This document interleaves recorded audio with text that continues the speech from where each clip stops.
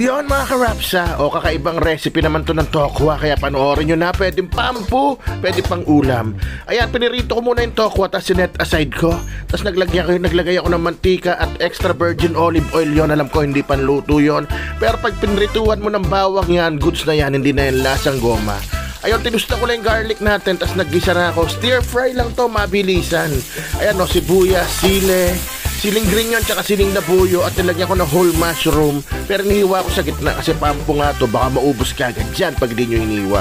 Tapos paminta at oyster sauce. O kung nakaabot ka sa part ng video na to, pakicomment mo naman kung saan ka nanonood, kung saan lugar ka, para naman malaman ko kung saan nakaabot yung video ko.